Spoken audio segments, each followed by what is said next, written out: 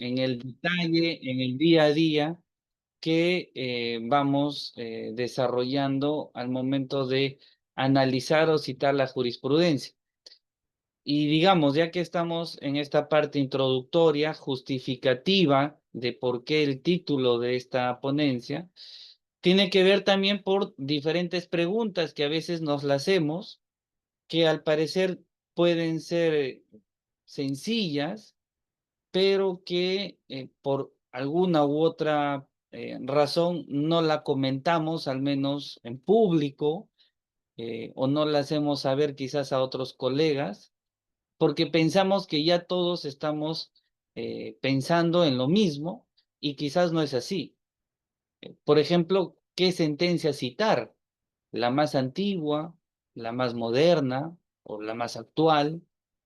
O citar varias sentencias para tener, digamos, una doctrina constitucional, o citar solamente el precedente vinculante, o qué parte del precedente vinculante, o qué pasa cuando un demandado cita una sentencia del Tribunal Constitucional y el demandante cita otra, ambos tienen el mismo nivel. Entonces, son preguntas que efectivamente nos la vamos haciendo porque en los últimos años quizás la jurisprudencia del Tribunal Constitucional ha ido acompañando, ha ido de la mano de las diferentes sentencias, indistintamente la materia de las que se trate. Tenemos sentencias en materia civil, en materia penal, en materia laboral, y por lo general cada una de estas siempre va acompañada por una sentencia del TC, ¿no? Ahora bien, para resolver estas preguntas, primero tenemos que ir desmitificando, creo que ese es un buen término, algunos puntos referentes al Tribunal Constitucional, a su jurisprudencia y quizás a los dos tipos de conjunto de sentencias que son las más comunes en el Tribunal Constitucional, es decir, a la doctrina constitucional y a los precedentes vinculantes. Y para eso vamos a proponer una metodología para identificar adecuadamente alguno de estos problemas que hemos mencionado y evitar quizás las dudas que podamos tener sobre el particular. Bien, entonces, delimitado el problema, porque es lo primero que debemos de hacer para justificar bien la razón de este título, eh, delimitado el problema y teniendo en claro ello, creo que el primer punto a tratar sería el de recordar que estamos dentro de un marco constitucional de derecho. Y sobre esto se ha hablado mucho, eh, mm, digamos, pero se ha eh, perdido un poco el contenido de lo que debiera entenderse por marco constitucional de derecho, ¿no? Lo primero que hay que recordar en este punto es que el derecho constitucional se adscribe dentro de un marco aún mayor y del cual me parece no hubiese tenido tan grandes avances si es que no hubiese existido este marco mayor. Y este marco mayor es el derecho internacional y en específico el derecho internacional de los derechos humanos. Entonces, siempre que nosotros hablemos o queramos citar el marco constitucional, no podemos dejar de citar el marco internacional del derecho y en específico el derecho internacional de los derechos humanos. Este es el marco que siempre hay que recordar, porque sin ese marco el derecho constitucional no sería lo que es hoy. Si nosotros le quitamos el marco internacional al derecho constitucional, es altamente probable que el derecho constitucional no hubiese avanzado lo que, por ejemplo, en nuestra familia, que es la familia del derecho romano-germánico, eh, hubiese o ha logrado el derecho civil, por ejemplo, o el derecho privado en general. Es más, las estructuras del ordenamiento jurídico peruano son básicamente estructuras civilistas, estructuras privadas del derecho. Y esto básicamente por la historia que le precede, desde el derecho europeo occidental, que trajo consigo el Código Napoleónico y a su vez trajo consigo la teoría del derecho privado, que fue la que sienta las bases desde los inicios de nuestra república. Y efectivamente así fue. Todo el siglo XIX, prácticamente, además de contar con nuestras constituciones, por supuesto, en la práctica, los cimientos del ordenamiento jurídico nacional fueron del derecho privado. ¿En dónde está el cambio? El cambio se da no a nivel interno, el cambio se da a nivel internacional. Cuando culmina la Segunda Guerra Mundial, la lamentable situación que dejó la Segunda Guerra Mundial hizo que la humanidad tocara fondo. Y cuando la humanidad tocó fondo, por primera vez, se empezó a plantear cuál debiera de ser los principios por los cuales nos debemos de regir todos. Y en ese momento empezó a tambalear por primera vez los principios privatistas del derecho, los principios que, digamos, estaban más cercanos a la legalidad del derecho. Y es así que un hito dentro de los tantos que trajo el derecho internacional de los derechos humanos fue justamente la aprobación del Estatuto de Nuremberg, que se tuvo que dar obligatoriamente, para justificar las sentencias del primer juicio post Segunda Guerra Mundial, que fue el juicio a los altos líderes nazis. Y lo característico de este Estatuto de Nuremberg y lo característico de esta primera sentencia de derecho internacional de los derechos humanos es que se sentenció sobre la base de un principio jurídico muy diferente al conocido hasta entonces. Y aquí entró a tallar los derechos humanos. Y es que los derechos humanos empezaron a ser el centro de atención del análisis jurídico indistintamente de la materia. Los derechos humanos empezaron a ser el centro de atención de cualquier tipo de actuación estatal. Los derechos humanos empezaron entonces a ser el centro base para cualquier establecimiento de una política pública. Entonces, como podemos ver, los derechos humanos, en verdad los derechos humanos, fueron quienes modificaron la estructura de fuentes del derecho hasta entonces conocidos. En verdad fueron los derechos humanos quienes desplazaron a la ley y quienes desplazaron al resto de fuentes del ordenamiento jurídico y empezaron todas ellas a depender de los derechos humanos del otro. ¿Y esto por qué? Porque efectivamente en este escenario post Segunda Guerra Mundial se crea esta nueva disciplina del derecho internacional de los derechos humanos que no tiene otro objetivo que justamente el de dar protección explícita y taxativa a los derechos humanos de la región, de todos, indistintamente del país en donde nos encontremos. Y a partir de esta nueva conceptualización, todos los Estados miembros que formaran parte de la Organización de Estados Americanos, de la Unión Europea, de los Estados africanos y en general de la Organización de Naciones Unidas, tenían necesariamente que adscribirse tanto a los instrumentos internacionales de derechos humanos, que hay varios, dependiendo de donde nos ubiquemos y del sistema en donde nos ubiquemos, que puede ser universal o regional interamericano, europeo o africano, y por otro lado tenían que depender también de las instancias supranacionales que a tal efecto justamente se han creado para defender esos instrumentos internacionales.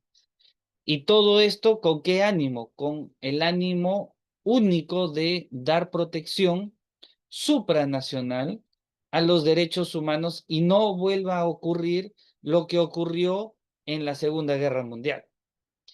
Entonces, con esta nueva concepción, por eso es que algunos autores denominan este contexto como un nuevo paradigma para el derecho en general, es que el derecho constitucional entra a tallar. Y ese es el marco constitucional.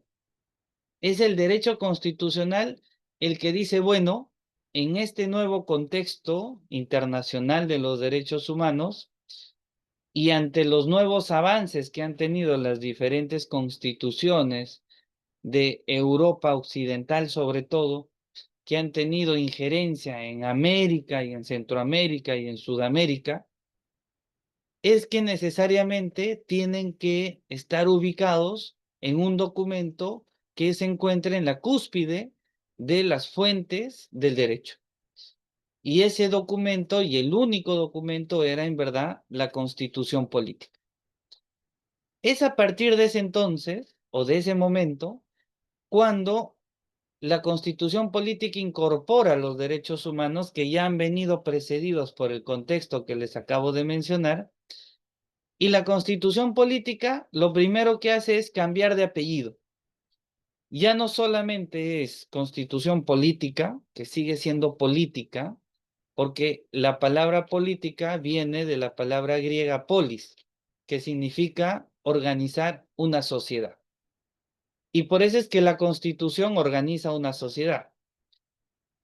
Y la Constitución va a tener y sigue teniendo una parte orgánica, que es esa parte que justamente organiza una sociedad. Bueno, y la otra parte es justamente la incorporación del listado taxativo de los derechos fundamentales que se crean post Segunda Guerra Mundial. Y a su vez deja abierta la posibilidad para que se vayan incorporando otros derechos fundamentales. Como tan es así, el Tribunal Constitucional ha creado, por ejemplo, el derecho a la verdad o el derecho al agua a partir de este artículo 3 de la Constitución, que es una suerte de cláusula abierta de incorporación de derechos fundamentales. Pues bien, entonces es este el marco, entonces, en el cual la Constitución toma un valor predominante dentro del sistema de fuentes del derecho. Muy bien. Si ello es así, ¿en dónde ingresa el Tribunal Constitucional? Dentro de las características que les acabo de mencionar, se crea post Segunda Guerra Mundial, sobre todo en el caso peruano, en la Constitución del 79, además de la incorporación de los derechos fundamentales que hemos hecho mención, un capítulo interesante, novedoso y bastante lógico, porque lo que se tenía que brindar efectivamente era la garantía de que esos derechos fundamentales que se han incorporado en la práctica se satisfagan, en la práctica se garanticen. Entonces, lo que hace la Constitución del 79 es crear un capítulo exclusivo dedicado a la garantía de los derechos fundamentales. En este capítulo exclusivo dedicado a la garantía de los derechos fundamentales es que se desarrollan los diferentes medios procesales por los cuales se puede accionar en la defensa de esos derechos fundamentales. Y el constituyente de ese entonces no tuvo la mejor idea que en el marco de las investigaciones que seguramente se hicieron, traer a colación una teoría de un jurista vienés, que es muy conocido por nosotros, que es el profesor Hans Kelsen, y que hace más de 100 años, él implantó la creación de un tribunal constitucional en Austria y luego en Checoslovaquia. Y sobre la base de esto, del cual también él posteriormente no solamente lo crea, sino llega a ser uno de los magistrados del Tribunal Constitucional austriaco, es que sientan las bases para la defensa de un órgano ad hoc, apolítico, que justamente se encargue de garantizar los derechos fundamentales que han sido incorporados en la Constitución. Es por eso que su artículo de 1918 lleva por título Garante Constitucional. Esto de acá, por supuesto, fue avanzando, fue incorporándose en diferentes constituciones de Europa Occidental, sobre todo. Después fue ingresando a Centroamérica y en 1978-79 lo incorpora el constituyente peruano en nuestro ordenamiento jurídico, con un nombre muy diferente al cual lo conocemos ahora, y es que en su oportunidad se llegó a conocer como Tribunal de Garantías Constitucionales. Y la característica que ya, digamos, le brinda la Constitución del 93 es que una vez que le cambia de nombre a Tribunal Constitucional, le da un contenido a este, más allá de ser el garante de los derechos fundamentales, y lo cual se corrobora con la ley orgánica del Tribunal Constitucional. ¿Y cuál es esta característica tan importante y diferenciadora? Es que el Tribunal Constitucional ahora es el máximo intérprete de la Constitución. Entonces, al ser catalogado de este modo, el marco constitucional peruano, se han estado atentos en justamente esta, digamos, descripción histórica que hemos realizado, estaría conformado por tres grandes elementos. Uno, el derecho internacional de los derechos humanos, que es justamente el marco internacional por el cual el derecho constitucional debe su crecimiento. El segundo elemento es justamente la incorporación que hace el Tribunal Constitucional de esos derechos humanos en sus cláusulas y por lo tanto se ubica como máxima fuente del ordenamiento jurídico. Y el tercer elemento es el órgano, el único órgano en verdad en el Perú que puede hacer esa máxima interpretación de qué es lo que quiso decir la Constitución.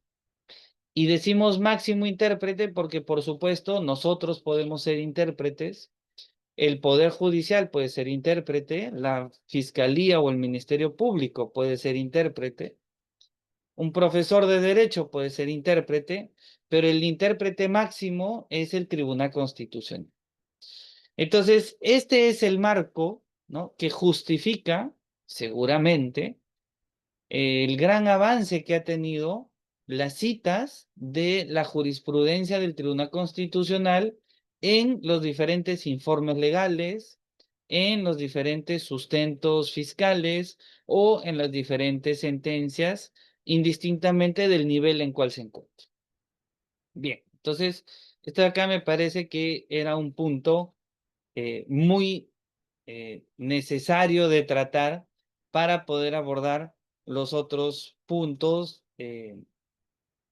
o los siguientes puntos, ¿no? Bien, entonces, teniendo presente este marco, ¿no? Teniendo presente este marco, lo siguiente que hay que señalar es cuál es la estructura general de estas sentencias del Tribunal Constitucional. Ya sabemos su importancia, ya sabemos el papel que cumple dentro del marco constitucional y dentro del marco también internacional de los derechos humanos. Entonces hay que conocer la estructura de estas sentencias. Bueno, lo primero que hay que señalar es que, y acabamos desmitificando algunas cuestiones, no hay sentencia mala del Tribunal Constitucional, no hay. Y tampoco hay sentencia descartable del Tribunal Constitucional. El Tribunal Constitucional ha venido emitiendo sentencias desde que fue Tribunal de Garantías Constitucionales. Efectivamente, algunos juristas, bastante acuciosos, han señalado que estas han sido menos, pero finalmente tienen igual valor que las sentencias del Tribunal Constitucional. En todo caso, lo que tendríamos que tratar aquí primero sería la pertinencia. Creo que esa es la palabra más adecuada para poder evaluar qué tipo de sentencia es la que yo voy a citar. Entonces, para que nosotros tengamos presente qué tipo de sentencia es la que nosotros vamos a citar, tendríamos que identificar primero su pertinencia. Entonces, por supuesto, hay algunas sugerencias, algunos puntos a considerar para formar criterio de cuál sería las sentencias más pertinentes. En principio, las sentencias más pertinentes, en principio, y eso sí, a rajatabla, sin menospreciar, por supuesto, las que no voy a mencionar en este momento, pero en principio las sentencias pertinentes que debiéramos de citar son las del año 2004 hacia adelante. Entonces, claro, aquí podríamos entrar a debate quizás, pero me parece que no tendría sentido citar sentencias por más buenas que sean, salvo con un ánimo histórico, pero igual se podría complicar porque después habría que citar otras después del 2004. ¿Por qué? Porque el año 2004 pasan dos cosas muy importantes. Primero, se aprueba recién en el año 2004 la ley orgánica del Tribunal Constitucional. Entonces, recién en este punto, normativamente se cierra, digamos, la base normativa primigenia sobre el cual se desarrolla el Tribunal Constitucional.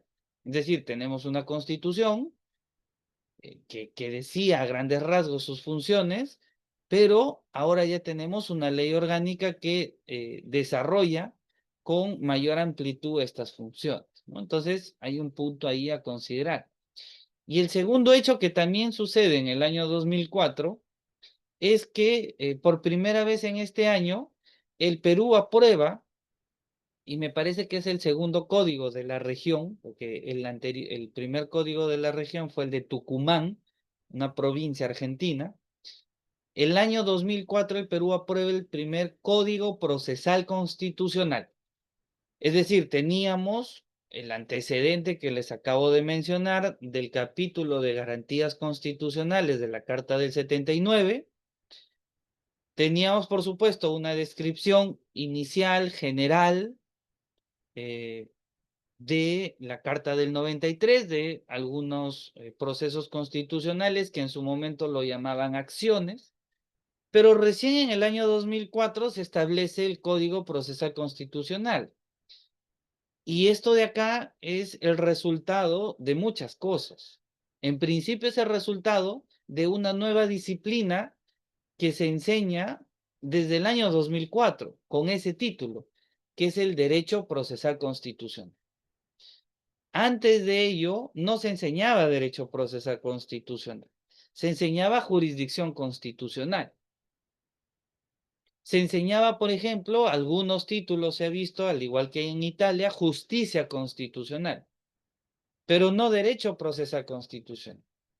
Y es que el Derecho Procesal Constitucional ya entonces, teniendo un código, era una disciplina, aunque no acabada, pero sí medianamente delimitada, que nos brinda el marco procesal constitucional de especialización en Derecho Procesal Constitucional, y las sentencias que se emiten a partir del año 2004 ya consideran justamente la ley orgánica del Tribunal Constitucional y el Código Procesal Constitucional, que después ha tenido sus cambios en el año 2009 y después recientemente en el año 2017, y hace poco se ha creado un nuevo Código Procesal Constitucional que, dicho sea de paso, es prácticamente el mismo código, pero se han añadido algunas cuestiones, sobre todo de reforma constitucional. Bueno, sea como fuere, si vamos a hablar de pertinencia en las citas de la jurisprudencia del Tribunal Constitucional, tendríamos que citar a las sentencias a partir del año 2004 por las razones que les acabo de mencionar. Entonces, cuando veamos sentencias antes del 2004 o sustentos antes del año 2004, hay poca rigurosidad en él, ¿no? Hay poca rigurosidad porque por más supremo intérprete que éste sea, le faltan justamente elementos que se dieron después, ¿no? Entonces, hay un punto importante a tener en consideración. La otra desmitificación es lo referido a qué sentencia voy a citar, ¿no? Y a veces se busca sentencias porque se señala en algún fundamento jurídico de esa sentencia alguna, digamos, idea fuerza que me va a servir a mí para justificar posteriormente el hecho que yo quiero sentenciar o el hecho que yo quiero motivar, ¿no? Si es que no somos jueces y queremos motivar. Bueno, en este escenario, ¿no? En este escenario, lo importante es que sepamos identificar qué es la doctrina constitucional. ¿Qué es la doctrina constitucional? Entonces, la doctrina constitucional no es la cita de una sentencia suelta. No es posible eso, ¿no? La doctrina constitucional no se puede citar menos con una jurisprudencia de un caso, más aún de un caso antes del 2004. Es poco responsable eso. La doctrina constitucional involucra identificar cuál es el tema constitucionalmente importante detrás del caso. Es decir, si voy a hablar de un tema de pensiones, tendría que tener en consideración efectivamente el derecho a la pensión. Si voy a hablar de despido arbitrario, mi tema, mi eje va a ser justamente los parámetros objetivos del despido o las características del despido arbitrario en la jurisprudencia del Tribunal Constitucional. Entonces, lo primero que tengo que hacer es identificar el tema del cual yo me estoy abocando. No el detalle, sino el eje temático. Una vez que yo identifico el eje temático, tengo que indagar del año 2004 hacia adelante cuáles son las sentencias que sobre ese eje temático ha desarrollado el Tribunal Constitucional. Por supuesto, aquí todavía tenemos un escenario muy grande, yo lo sé, pero lo importante es identificar cuáles son esas sentencias. Una vez que yo identifique esas sentencias, digamos, tampoco tienen que ser todas, pero podríamos tener una muestra. Podríamos tener 5 sentencias por cada año, ya tenemos casi 50 sentencias. Sigue siendo muy grande. Pero a pesar de eso, ya tenemos una metodología. Ahora bien, dentro de ese punto, aquí viene uno crucial. Uno crucial. ¿Cuál es ese punto crucial? Que si en alguna de esas sentencias que yo he identificado del eje temático que yo estoy buscando interpretar adecuadamente, si es que existiera un precedente vinculante con las características del hecho que yo vengo buscando, dejo de revisar todas las sentencias y solamente cito ese precedente vinculante. Así de simple.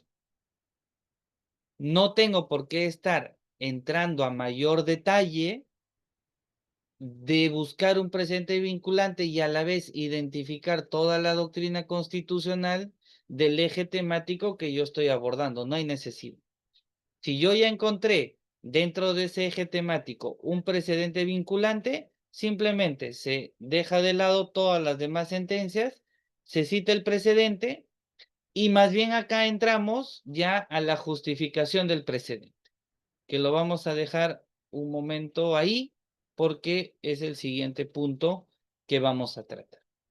Entonces, regresando a nuestra doctrina constitucional, tenemos primero la identificación del eje temático, luego la identificación de las principales sentencias de ese eje temático por año, unas 3 o unas 4, no más, porque por lo general, digamos, si pensamos con buena fe, se entiende que al menos en un año, sobre el mismo caso, el Tribunal Constitucional ha mantenido una línea jurisprudencial.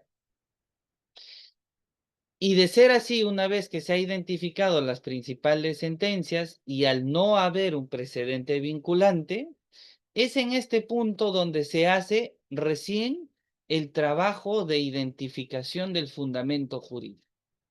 Entonces, el fundamento jurídico no es el de una sentencia suelta que yo encontré rápido googleando sobre el tema más o menos que estoy tratando, no. La cita del Tribunal Constitucional y del fundamento jurídico tiene que tener en consideración el eje temático, la identificación previa de las sentencias de ese eje temático post año 2004, al menos las más importantes, y luego se tiene que leer no todas las sentencias, y acá viene justamente eh, otra metodología, sino el obiter dictum, ¿no? El obiter dictum. ¿Cuál es el obiter dictum de estas sentencias?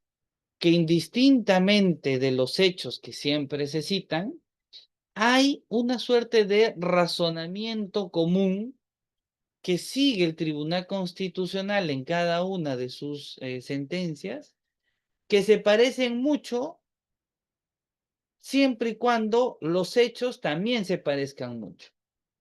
Entonces, cada vez que nosotros encontremos, separamos 3 sentencias del 2004, 3 del 2008, 3 del 2002, 3 del 2016 y 3 del 2025, digamos, para separar sentencias por quinquenios, ¿no? Que es más o menos el tiempo en donde va cambiando el Tribunal Constitucional de composición. Y una vez que yo identifico esto y separo estas sentencias de este modo, tengo que identificar efectivamente aquí si es que hay un razonamiento común. Obviamente con los hechos que también se parezcan mucho al hecho que yo estoy aplicando. Si el hecho que yo quiero aplicar se parece a los hechos de estas sentencias y luego estas sentencias a su vez tienen digamos, un razonamiento similar, ¿no? Un razonamiento similar. Ese razonamiento similar que hemos encontrado en quinquenios, es decir, en la sentencia del 2005, luego el razonamiento similar en la del 2010, luego en la del 2015, luego en la del 2020 y luego en la del 2025, ese razonamiento similar es el que se cita. Ese razonamiento similar es la doctrina constitucional. Ese razonamiento similar es el que se coloca de la siguiente forma, que teniendo en consideración el caso bajo análisis que se refiere justamente a estas características, del estudio de la jurisprudencia del Tribunal Constitucional, se ha identificado diferente doctrina constitucional que no habiendo un precedente vinculante sobre el particular, se puede señalar que se mantiene firme su jurisprudencia en los siguientes aspectos. Y ahí se cita jurisprudencia del 2005, 10, 15, 20 y 25. En bullets, si ustedes desean. Y de esa jurisprudencia que se mantiene firme en ese razonamiento a lo largo de todos estos años sobre el eje temático que se ha escogido, es cuando recién se puede extraer la idea fuerza de esas sentencias que han sido resueltas de manera común. Y la idea fuerza de esas sentencias que han mantenido la idea común en todo ese periodo, esa es lo que podríamos denominar la regla de la doctrina constitucional. Entonces, esa es la regla de la doctrina constitucional y recién esa regla podríamos nosotros denominarla como la jurisprudencia del Tribunal Constitucional sostenida en el tiempo sobre el eje temático tal de la materia tal. Entonces, ahí tenemos otra manera de abordar metodológicamente esta doctrina constitucional. Bien, segundo punto entonces. Tercer punto, avanzamos. El precedente vinculante, ¿no? ¿Cómo se cita de encontrarse, hemos dicho, en un eje temático, un precedente vinculante y ya pues no hay nada que hacer? Se tiene que citar el precedente vinculante, así de simple. Ahora bien, sobre el precedente vinculante sí hay que tener bastante cuidado porque a diferencia de la doctrina constitucional, que se sostiene en el tiempo de manera continua y permanente sobre un mismo eje temático, el precedente vinculante más bien tiene una característica diferenciadora, que es el que crea una regla constitucional a partir de un solo caso que claro, puede traer otros, pero la regla nace de un caso que llega al Tribunal Constitucional y que el Tribunal Constitucional estima conveniente extraer y convertirla en una suerte de regla abstracta para que ya después el intérprete, por sus propios medios, vea si es que calza el hecho con esta regla abstracta. Si calza el hecho con esta regla abstracta, que es la regla del precedente vinculante, entonces el hecho que yo estoy analizando tiene necesariamente que resolverse de la misma forma que la regla abstracta lo señala. Entonces, esto de acá, por supuesto, es diferente su aplicación y se tienen que tener otros cuidados, ¿no? El primer cuidado que se tiene que tener, más que jurídico, diría yo, es fáctico, ¿no? Es totalmente fáctico. Porque aquí los precedentes vinculantes, en el caso del Tribunal Constitucional, tienen la característica de obligar de manera obligatoria, ¿no? Cabe la redundancia, no solamente a jueces y fiscales, sino obligar a todos los operadores de justicia, ¿no? A todos. Es una vinculación obligatoria, ¿no? Redundamos, obligatorio, ¿no? Obligatorio. Y esta característica necesariamente se la tiene que cumplir sí o sí. Así no nos guste la regla vinculante, la tenemos que cumplir. Efectivamente, la tenemos que cumplir. Entonces, es obligatorio, al cuadrado, ¿no? O al cubo, si queremos. Entonces, aquí tenemos que tener un trabajo muy menudo de identificar de manera fáctica que los hechos que yo estoy analizando se parezcan muy, pero muy similares a los hechos de la regla del precedente vinculante. Si dudamos en alguno de los hechos, ya no se aplica el precedente vinculante o no debiera aplicarse el precedente vinculante, porque estamos desnaturalizando y porque eventualmente podríamos estar saliéndonos del precedente vinculante o interpretándolo de otra manera. Entonces, la primera recomendación metodológica en aplicar un precedente vinculante es, antes que su análisis jurídico, su identificación estricta en los hechos. Estricta en los hechos. Si la justificación no es estricta y no calza tal cual, no es precedente vinculante. No hay que aplicar el precedente vinculante. Pero se parece más o menos, no es precedente vinculante. Tiene que ser una ropa que le calce perfecta. No puede haber sastre ahí. Tiene que entrar perfecto el ropaje fáctico. Si el ropaje fáctico entra perfecto, recién la consecuencia jurídica es similar. Si no, no.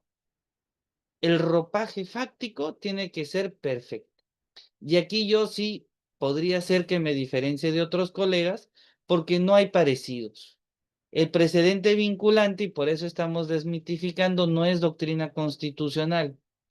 Y la metodología de aplicación del precedente vinculante no es la metodología de aplicación de la doctrina constitucional que ya hemos hecho referencia. No es. El precedente vinculante en el Perú es una regla. Y te dicen cuando tengas en la mano un lapicero de esta forma, vas a poder escribir. Así de simple. Pero si mi lapicero es de esta forma, yo no puedo decir voy a escribir. Simplemente no es. Este lapicero es gordito y este lapicero es más delgado. Yo sé que los dos son lapiceros, yo sé que los dos son tinta, pero mi precedente es este. Este es mi precedente. Y si es que no calza en la forma tal cual me lo está dando el Tribunal Constitucional, yo no tengo por qué aplicar esa regla de precedente. No lo tengo. Tendría que hacer el trabajo de la doctrina constitucional. Entonces, aquí también hay un aspecto característico muy importante en el presente vinculante, que más que preocuparnos en la consecuencia jurídica, debiéramos preocuparnos en principio en las características fácticas, ¿no? Las características fácticas. Muy bien. Cuarto punto, ¿no? De la sentencia del Tribunal Constitucional. Ya hemos hablado del marco constitucional, ya hemos hablado de la doctrina constitucional, hemos hablado de los precedentes vinculantes, ¿no? Por supuesto, su metodología de aplicación, de cómo citarlos o qué consideraciones para citarlos. Y ahora vamos a hablar de las ratios decidendi, que también son muy importantes las ratios decidendi, porque las ratios decidendi son efectivamente la consecuencia de un razonamiento previo, que son las obiter dictum en estricto, pero las ratio decidendi no llegan a ser una regla vinculante como la del ratio, como la del precedente vinculante, no llegan a ser, digamos, una regla vinculante, no son reglas vinculantes, pero la ratio decidendi es muy interesante porque nos da la predictibilidad y la seguridad jurídica, no el obiter dictum. Ni siquiera creo yo la doctrina constitucional, es el ratio decidendi. Y esto es muy importante porque a veces las citas de las jurisprudencias o de los fundamentos jurídicos de las sentencias del TC se las hace sobre obiter dictum y no sobre ratio decidendi. Y eso de ahí, pues, puede traer consecuencias. Primero, que la interpretación está mal dada. La cita está mal dada. Porque el obiter dictum es la manera en que se razona. Y esa manera en que se razona puede variar en otras sentencias. Ya lo hemos visto, ya hemos analizado la doctrina constitucional. Tendríamos que tener el mapeo de por lo menos por quinquenios, unas 3 sentencias, para poder extraer acertadamente cuál es la línea jurisprudencial o la idea fuerza en esa línea jurisprudencial. Pero el ratio decidendi no tiene nada que ver con eso. El ratio decidendi es una consecuencia de un razonamiento sobre diferentes temas. Y esto es muy interesante porque yo lo suelo comparar con algo muy sencillo que forma parte del derecho municipal, pero que creo yo es bastante gráfico. Y es que cuando alguien, un ciudadano, un empresario, bueno, en verdad, un pequeño empresario, desea colocar, ¿no? Una bodega en algún barrio, en alguna zona de su barrio o de su distrito, lo primero que hace es acercarse efectivamente a la municipalidad a pedir los requisitos de ley. Pero lo otro que hace fuera del derecho, y es muy común, es preguntarle a su amigo bodeguero cómo es que él obtuvo la licencia para su bodega. Es muy común, es muy común. O quizás lo otro que puede hacer es revisar en redes sociales o en videos cortos cuáles son las características y los requisitos para, eh, eh, digamos, tener una bodega con los papeles en regla. Entonces, lo que va a hacer aquí es, por supuesto, documentarse sobre los requisitos que a otros bodegueros ya también le han pedido. Y él lo va a tener claro. Y él va a decir, bueno, me están pidiendo A, B, C, D documento, al igual que a mi compañero bodega. Por supuesto que esto puede cambiar, pero sin entrar a mucho detalle, en términos generales debieran ser los mismos, al menos en su gran mayoría. Bueno, esto en el mundo jurídico es lo que se conoce como predictibilidad. Y la predictibilidad involucra que esa ratio decidendi que yo veo en esa sentencia del Tribunal Constitucional que yo he escogido, debe más o menos darse en otras sentencias cuando estemos revisando otros casos muy similares, ahí sí, muy similares a esa sentencia. Entonces, lo más parecido o lo más similar se aplica no en los precedentes vinculantes, sino que lo más parecido o lo más similar se aplica en la ratio decidendi. Entonces, del caso que yo estoy evaluando, del caso que yo estoy analizando, lo que tengo que hacer es identificar esas sentencias o ese grupo de sentencias por quinquenios, ya hemos dicho, principalmente para ver más o menos esa línea jurisprudencial. Y en ese entendido, tendría yo que revisar si es que el caso que yo quiero evaluar se parece, ahí sí se parece al caso de estas sentencias que yo he preseleccionado. Y si es que se parecen, tengo que revisar después las ratio decidendi de esas sentencias. Y si la ratio decidendi de esas sentencias son similares, cuando yo aborde ese mismo tema, la ratio decidendi debiera ser similar en mi caso. Eso es predictibilidad. Y la predictibilidad, una vez que se aplica, es decir, una vez que, si soy abogado, se declara fundada mi demanda, o si soy juez, o si soy, digamos, un operador de justicia y justifico de ese modo, una vez de que yo declaro fundado o justifico de ese modo, dependiendo del papel que estemos jugando o participando, es que ya no solamente se vuelve predictivo, es decir, no solamente se ha aplicado la predictibilidad jurídica, sino que una vez que se vuelve a cumplir la misma ratio en un caso similar, lo que se está creando es seguridad jurídica. Es decir, la seguridad jurídica a nivel constitucional es la consecuencia de la predictibilidad de la ratio decidente. Muy bien.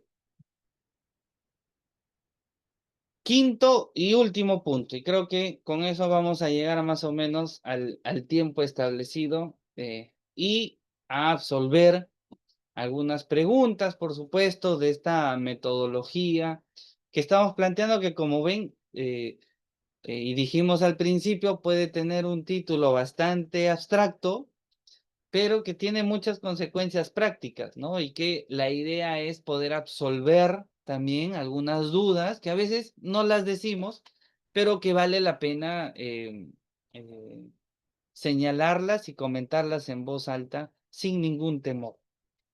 Bueno, el último punto metodológico es qué estrictamente es lo que voy a buscar en una sentencia del Tribunal Constitucional.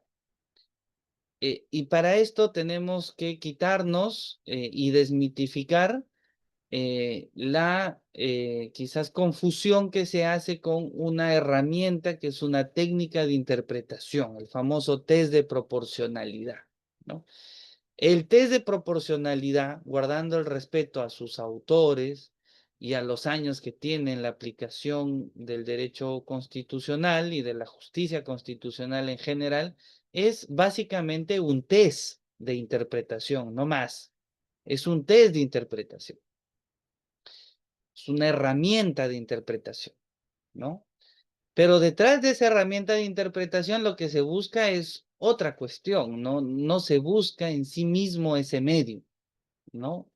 La herramienta de interpretación es un medio muy interesante, muy bien desarrollado, muy aplicado en nuestro medio, efectivamente, pero finalmente es un medio de búsqueda metodológica para resolver un caso ante un aparente conflicto de derechos fundamentales, pero no es el fin.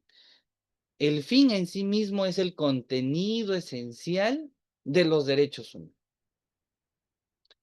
Ese es el fin en sí mismo. Y con esto lo que hacemos es regresar, si es que hemos estado atentos durante toda la exposición, al primer punto que hemos mencionado de nuestra metodología, es decir, al marco constitucional de derecho. Estamos regresando al primer punto. Y el primer punto es que el primer hito que constituye el marco constitucional de derecho, recuerden, es el hito internacional, la internacionalización del derecho.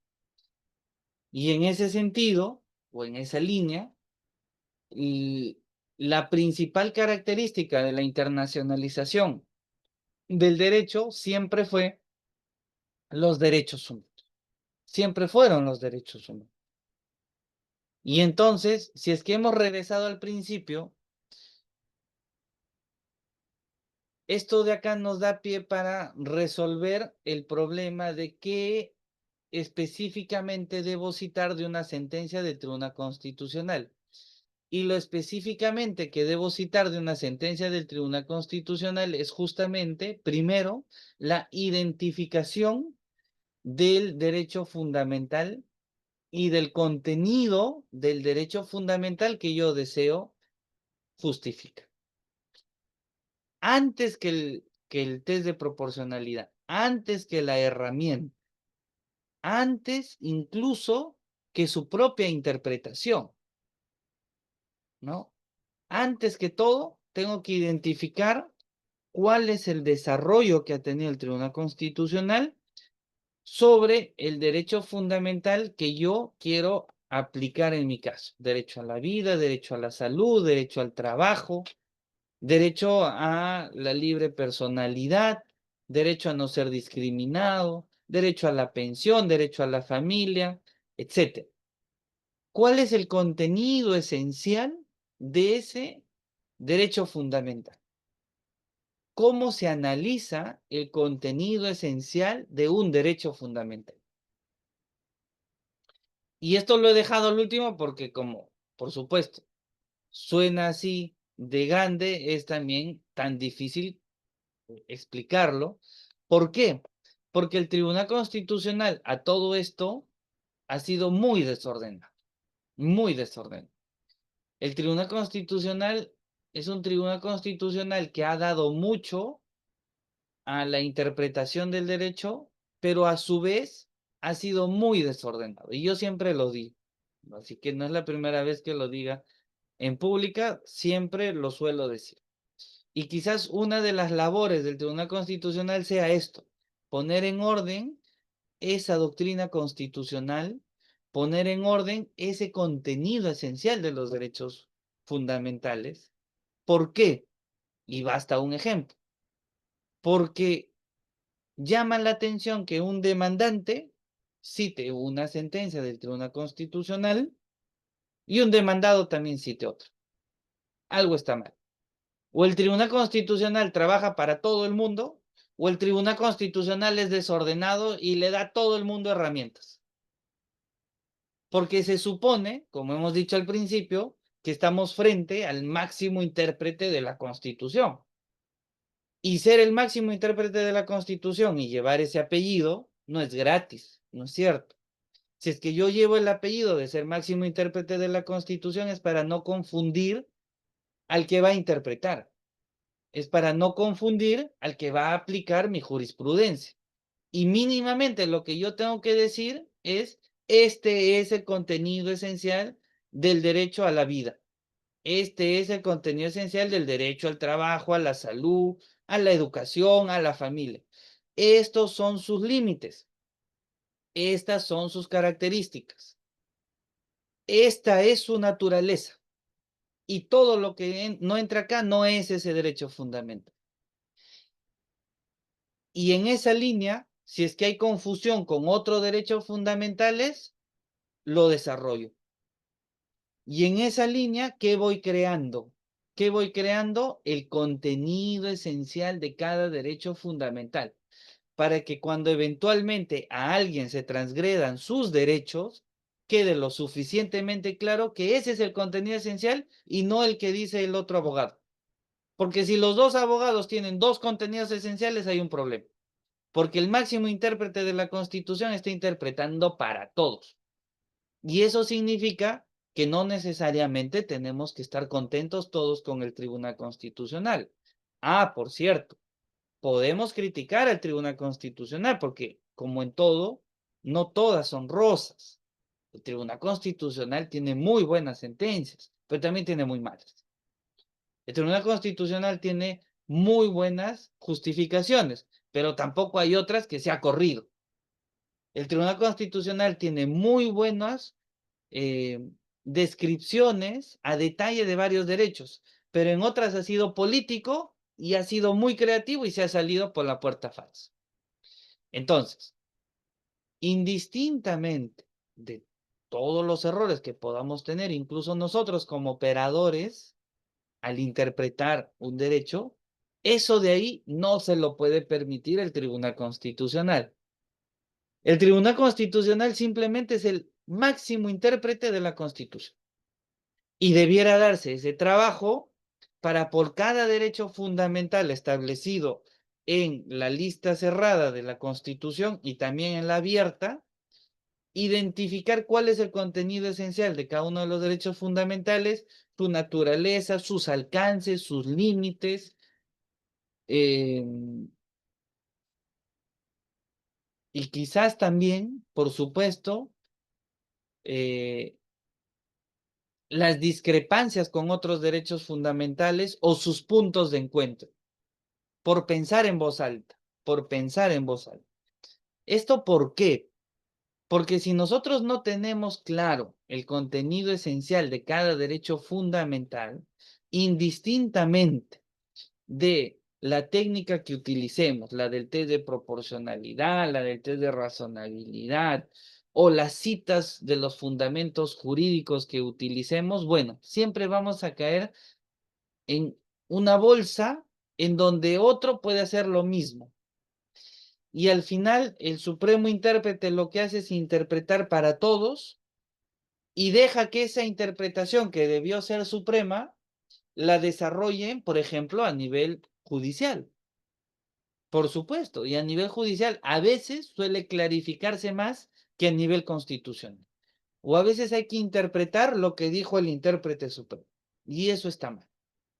Y eso está mal. Entonces, este último punto es quizás el que menos se ha trabajado, es quizás el que menos se aborda, es quizás el más delicado de todos los puntos que hemos comentado, digamos, de la metodología o de la adecuada metodología para aplicar las sentencias del Tribunal Constitucional, porque en estricto no hay, digamos, un trabajo fino de este contenido esencial de todos los derechos fundamentales, ¿no? Y basta ese ejemplo que les acabo de dar. Y esto tampoco no significa, por favor, no me malentiendan, que no tienen derecho, por supuesto, los demandados, ¿no? También tienen derecho. Claro que sí, todos tenemos derechos, pero yo no voy tanto a la defensa de cada ciudadano, sino yo voy a por qué otro tendría que tener un argumento tan igual que el argumento del primer abogado, al menos a nivel constitucional. Es decir, todos debiéramos estar en la misma página, todos debiéramos de conocer cuáles son los alcances de ese derecho, cuáles son sus límites, sus características, y a partir de este contenido esencial, claro, ya yo voy a saber si es que ese hecho lo vulneró o no lo vulneró. Porque si yo no tengo claro el contenido, efectivamente vamos a entrar también a una interpretación si fue o no una vulneración. Así es, así de simple. Entonces, ahí tenemos un punto que me parece todavía no está clara en la adecuada metodología de aplicación del contenido esencial de los derechos humanos. Muy bien.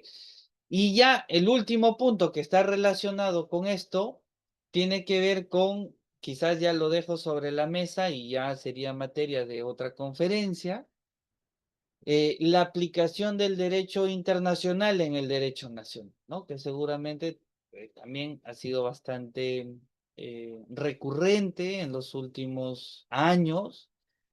Eh, Solamente aquí yo diría, habría que tener presente dos cuestiones, ¿no? Dos cuestiones muy importantes que quizás no resuelvan todos los casos que se vienen dando, pero que sí nos va a permitir tener al menos un punto de partida para aplicarlos adecuadamente.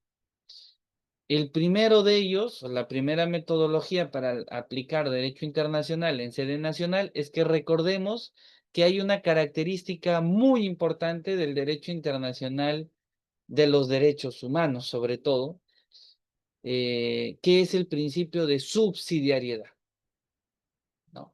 Es un principio que nos olvidamos mucho y que a veces por la emoción de interpretar o demostrar musculatura bibliográfica o musculatura jurisprudencial o egos o qué sé yo, queremos inmediatamente citar ya eh, jurisprudencia o citas interamericanas, lo cual no está mal.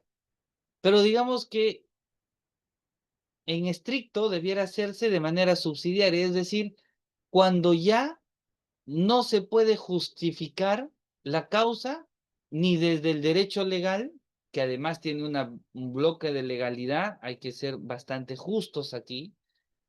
Por ejemplo, el principio sistemático del derecho no es cualquier principio, es un principio muy importante dentro del derecho legal. Y eso de ahí no podría eventualmente dar solución al caso que estoy viendo.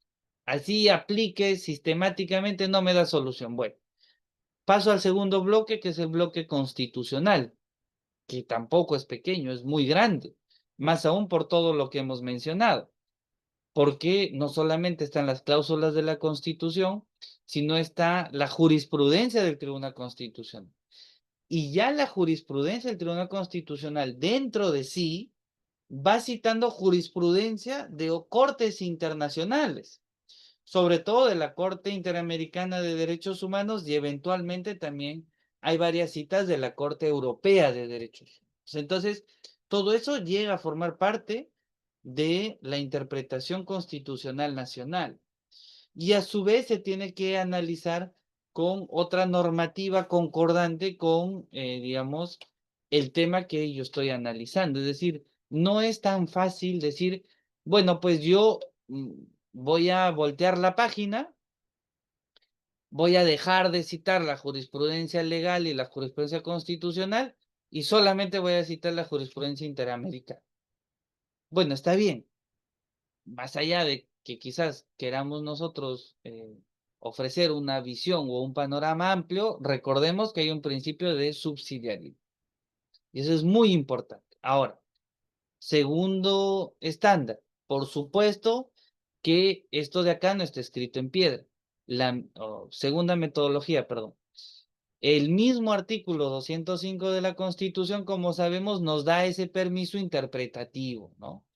El 205 de la Constitución establece, como recordamos, que efectivamente podemos nosotros interpretar los derechos fundamentales acorde a los instrumentos internacionales de los cuales el Estado peruano forma parte y el Código Procesal Constitucional en su título preliminar complementa esto con las sentencias de las Cortes Internacionales de las cuales también el Estado peruano forma parte. Pero esto de acá es un segundo escalón. y diría yo hasta tercer escalón. ¿Cuál es el primer escalón? Siempre, siempre es el derecho legal. Hay que decirlo. No podemos saltar cual garrocha el derecho legal. ¿Podrá no gustarnos? Sí, pero es el derecho primigenio. Es decir, yo no aplico el principio constitucional o interamericano. Yo aplico el reglamento, yo aplico la directiva, yo aplico el código. Si es que ese derecho legal, digamos, en principio o en puridad, no me satisface interpretativamente, recién paso al segundo nivel, que sería el derecho constitucional. Y si aún así no me satisface, recién, por orden, seguiría el derecho interamericano en este caso. Entonces, es una metodología que hay que seguir, porque no solamente es, digamos, poco serio, no, poco riguroso, saltar cual garrocha el derecho legal y el derecho constitucional al derecho interamericano, sino que podemos caer en vicios de interpretación, ¿no? En vicios de interpretación, porque a su vez el derecho interamericano podría cometer el error de no tener el contenido que sí lo tienes a nivel constitucional y que lo tienes también a nivel legal. Por más equivocaciones que haya, pero no podemos dejar de pasar por esta estructura mínimamente aplicable a la interpretación de derecho, ¿no? Entonces, el derecho internacional y su aplicación tiene que ser primero subsidiario y segundo tiene que al menos mínimamente cumplir estos tres niveles, ¿no? Un nivel legal, un nivel constitucional y un nivel interamericano. Y viceversa, si es que hubiera algún abogado que presenta directamente la jurisprudencia de la Corte Interamericana y no cita ni un bloque de constitucionalidad ni un bloque de legalidad, bueno, pues lo siento. Siempre se tiene que aplicar el 205. Y el 205 no te dice salta de garrocha. El 205 es muy explícito y te dice el que aún se considere que vulnera sus derechos. Ese aún o el que aún estime que se vulnera sus derechos es porque antes has pasado por el principio de subsidiariedad. No es el que no le gusta el derecho nacional, váyase, no dice eso la Constitución. Dice el que ya culminó el derecho nacional y tienes la posibilidad, derecho peruano, a través de la suscripción del Pacto de San José de Costa Rica, de ir a tener una protección supranacional, pero previo cumplimiento, por supuesto, del derecho nacional, del derecho constitucional y antes del derecho legal. Y el derecho legal no es cualquier cosa, simplemente basta abrir el SPIG y nos vamos a encontrar con muchos códigos, con más de 30.000 leyes, con más de 100.000 reglamentos y con más de 1 millón de actos administrativos. Así que, al menos en el Perú, la ley sigue siendo, me parece, una fuente importante. Y la Constitución, como vemos, y todo el bloque de constitucionalidad es también muy frondoso y muy importante. Entonces, si es que al menos no vas a cumplir eso, no podría yo en todo caso aplicar un derecho que no contemple ni la interpretación legal y constitucional. Entonces ahí va otra sugerencia metodológica en la aplicación del derecho internacional. Primero la subsidiariedad y de darse ello, primero interpretación legal, interpretación constitucional y recién interpretación internacional. Y ya para cerrar este punto, y ya creo yo todos los puntos que tenía preparado para esta conferencia, en este último tema de la aplicación del derecho internacional en sede nacional, yo diría que hay que tener muy presente las fuentes, ¿no? Esto también da para otra conferencia, por supuesto, pero las fuentes son diferentes, ¿no? Y el derecho internacional es muy grande, el derecho internacional público al menos es muy grande. Dentro del derecho internacional público yo les he hablado ahora a grandes rasgos del derecho internacional de los derechos humanos, pero también está el derecho penal internacional, también está el derecho humanitario. También están otros derechos internacionales, el derecho internacional privado también, entre otros. Y cada uno de estas, digamos, disciplinas del derecho internacional público tiene sus propias fuentes. Entonces, así como nosotros respetamos las fuentes del derecho nacional, tenemos necesariamente que respetar las fuentes del derecho internacional. A veces vemos sentencias o escritos de abogados, más que todo, que señalan fuentes del sistema interamericano y luego fuentes del derecho penal internacional y luego fuentes del derecho humanitario y luego fuentes del sistema de Naciones Unidas y luego fuentes del sistema regional europeo. Claro, no digo que no está mal, o sea, cada uno es libre de escribir a su antojo, pero es muy desordenado, es poco riguroso, y la idea de al menos contar con una metodología como era la intención o es la intención de esta conferencia es justamente eso, ¿no? Recordar las fuentes del derecho, recordar las disciplinas, recordar la rigurosidad del derecho, la aplicación ordenada y escalonada del derecho, recordar la importancia de cómo citar la doctrina constitucional, los precedentes vinculantes y, por supuesto, el marco constitucional de derecho. Muy bien, queridos colegas, he terminado con la conferencia del día de hoy, que amablemente la doctora Gloria me ha invitado, y quedo atento a cualquier consulta que tuvieran a bien formular. Gracias, doctor Bruno. Estimados discentes, estaría la sala abierta para que ustedes puedan formular sus preguntas. Pueden levantar la mano para poderles dar el acceso correspondiente.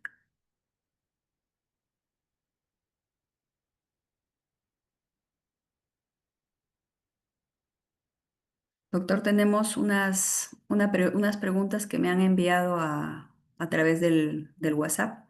Según las indicaciones dadas, le paso a leer la pregunta, por favor, para que usted nos pueda responder. Doctor, buenas noches. ¿Considera usted que el proceso para diferenciar entre los argumentos irrelevantes o adicionales, obiter dictum, y los argumentos esenciales y vinculantes, ratio decidendi, en las decisiones del Tribunal Constitucional están siendo aplicadas en forma consecuente en nuestro país? Algunas, ¿no? En general, como señalé, la jurisprudencia del Tribunal Constitucional es muy desordenada, es muy desordenada. Prácticamente la conferencia del día de hoy hemos hablado de estructura constitucional y de metodología constitucional. Y si nos ceñimos a lo que hemos venido desarrollando, eh, es probable, no todo está mal, que quizás algunas sí se apliquen adecuadamente, pero también es probable, y basta revisar algunas sentencias, que muchas son sumamente desordenadas, ¿no? Entonces, digamos que no hay mucha relación entre estas sentencias que dicta el Tribunal Constitucional, entre los obiter dictum, incluso de casos que pudieran ser similares, y tampoco de ratios decidendi, ¿no? Pero claro, ya serían estudios que en principio el deber lo tendría que cumplir el Tribunal Constitucional, ¿no? O sea, por ahí algún investigador, si alguno acá de la sala de los 36 que estamos aquí escuchando, eh, digamos, quisiera hacer una tesis doctoral, sería un gran tema, ¿no? Ordenación de la jurisprudencia del Tribunal Constitucional. O sea, sería un gran tema, pero en principio el llamado a hacerlo sería el propio Tribunal Constitucional, y está obligado a hacerlo, porque como ya hemos señalado, es el máximo intérprete de la Constitución, así que mínimamente debiera hacerlo, pero digamos, hoy por hoy sigue siendo desordenado. No todo está mal, por supuesto, hay cosas buenas, pero en general sí es desordenado y no necesariamente se condice el desarrollo de su razonamiento, que es el obiter dictum, con la razón suficiente, que es su ratio decidente. Gracias, doctor. Tenemos la participación, doctor, bajo la mano. El doctor César Guardia. Doctor César,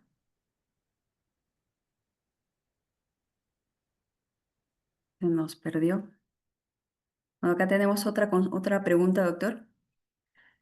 Doctor, ¿cómo impactan los derechos humanos y los derechos internacionales en la aplicación de las sentencias del Tribunal Constitucional?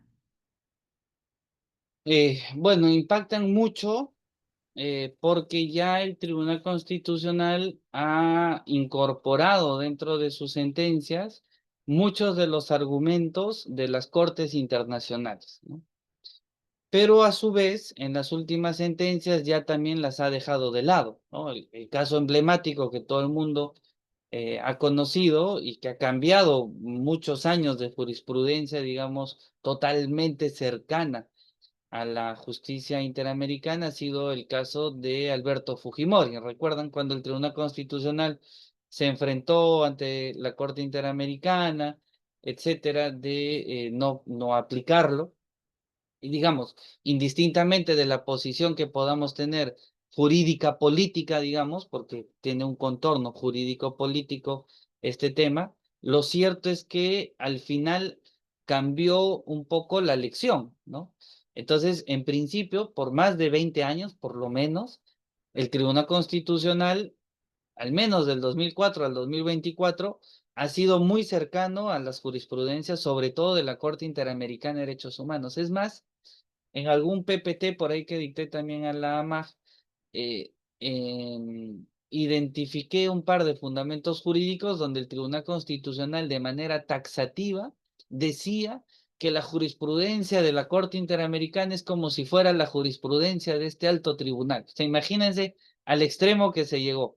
Pero bueno, con el caso Fujimori se revertió ello y empezó a aplicar ya otro tipo de criterio que quizás no se ha sostenido en el tiempo, pero que ya dejó un precedente que no todo lo que es derecho internacional lo está asumiendo el Tribunal Constitucional, que ya hay lo que ahora se llama un margen de apreciación nacional, ¿no? Es decir, que hay ciertos casos donde dice, está bien, respeto lo que ha dicho usted, pero digamos, en mi caso, como máximo intérprete, yo creo que más bien mi interpretación es contraria, ¿no? Así que, digamos, para responder la pregunta, eh, la influencia es muy grande, pero ya vienen dándose casos en donde no necesariamente se le hace caso a la jurisprudencia interamericana. Gracias, doctor. Pasamos a la siguiente pregunta. ¿Cómo se interpreta la injerencia del Tribunal Constitucional al utilizar el derecho internacional como un referente clave para la interpretación de la Constitución? Bueno, formalmente ya dijimos, es el máximo intérprete de la Constitución. O sea, formalmente puede utilizar los argumentos que estime conveniente. Eh, Ahora bien, cuando hablamos de injerencia, entendemos de que quizás por ahí alguna interpretación no nos gustó.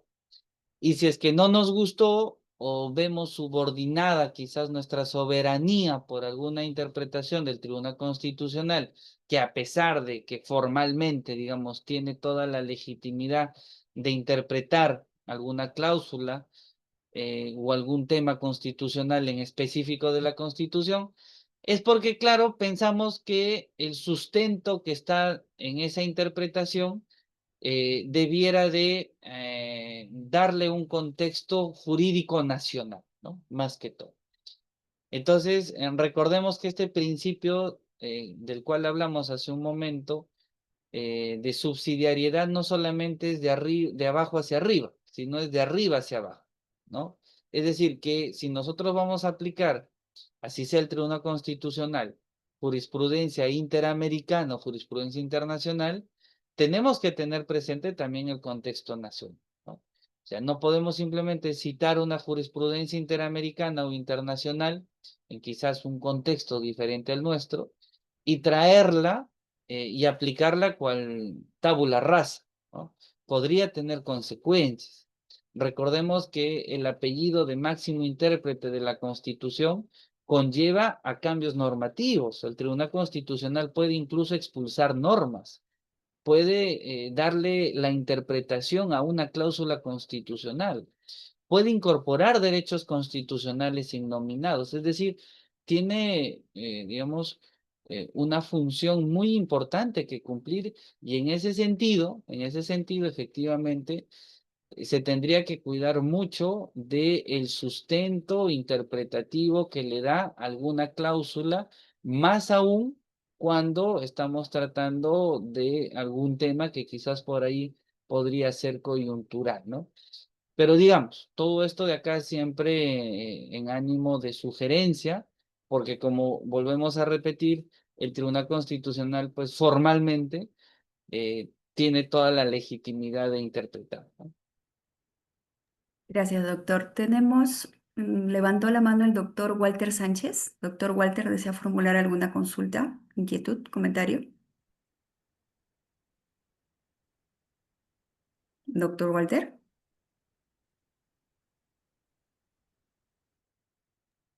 para que el doctor Walter pueda conectar su audio. Tenemos una consulta más, doctor. ¿Cómo el Tribunal Constitucional se convierte en órgano supremo de interpretación del control de la constitucionalidad? Porque así lo quiso el constituyente, ¿no? Teóricamente lo desarrolló el profesor Hans Kelsen en 1918 en un artículo del Garante de la Constitución. Esto de acá después fue incorporándose en diferentes tribunales constitucionales o tribunales de garantías constitucionales o cortes constitucionales también. Dentro del Poder Judicial tienen, digamos, una estructura diferenciadora, pero indistintamente de cómo entraron, fue una creación teórica impulsada por el profesor Hans Kelsen. Procesalmente la impulsó después otro procesalista español, también muy conocido, Niceto Alcalá, Zamora y Castillo.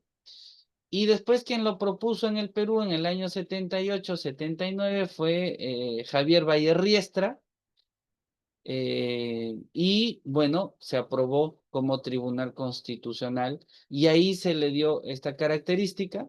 Y después ya en el año 2004, al aprobarse la ley orgánica del Tribunal Constitucional, se corroboró también que sería el máximo intérprete de la Constitución. Así que, en resumen, el constituyente, la doctrina nacional y la norma orgánica del Tribunal Constitucional. Gracias, doctor Bruno.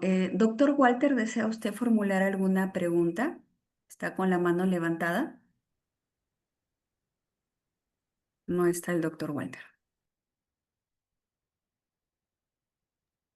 A ver, ¿qué tenemos acá? A ver, un minuto. Doctor Walter. Doctora, no sé si me escucha, pero yo Sí, tengo, doctor. Ahora sí se le escuchamos. Puede usted yo formular tengo, su pregunta. disculpe, doctor. Sí, al doctor, él mencionó que todo esto, el cambio que se ha dado es a partir de 2004 en el Tribunal Constitucional, el doctor. Yo quería saber, tengo un eco, si eso de manera estricta se viene cumpliendo y en qué medida, doctor, a partir del 2004 se da relevancia a todos estos cambios en el Tribunal Constitucional. Claro, doctor, con mucho gusto. Sí, decía en principio que metodológicamente es lo más adecuado, ¿no? ¿Por qué? Porque si bien es cierto, se puede citar jurisprudencia antes del 2004, sí se puede citar, por supuesto, pero a partir del 2004 decía, se aprueba el Código Procesal Constitucional y se aprueba la Ley Orgánica del Tribunal Constitucional. Entonces ya tenemos un marco diferente en donde además ya tenemos formada, digamos, el nuevo curso de Derecho Procesal Constitucional y por lo tanto hay nuevas características, nuevos elementos del derecho procesal constitucional, nuevos teóricos del derecho procesal constitucional y en ese escenario hay sentencias que ya tienen un trasfondo, me parece, mucho más formado que las sentencias antes del Código Procesal Constitucional y antes de la aprobación de la ley orgánica del Tribunal Constitucional. Por supuesto que podemos encontrar algunas sentencias relevantes, pero la metodología que se sugiere es citar jurisprudencia después del 2004 por estas razones. Gracias, doctor. Sí, con gusto. Doctor, ya estamos por culminar la conferencia. A nombre propio y de la Academia de la Magistratura, nuestro agradecimiento por habernos brindado la oportunidad de compartir sus conocimientos con nosotros. Buenas noches con todos. Si hay alguna duda, por favor, con respecto al marcado de asistencia, ¿sí? Podrían levantar su mano o se habilita el chat, por favor, para que puedan hacer sus consultas. Yo, doctora Walter Sánchez, tengo problemas sí, para efectuar el registro. Doctor, se escucha un eco. Sí, tengo problemas, por eso, doctora, incluso para el registro.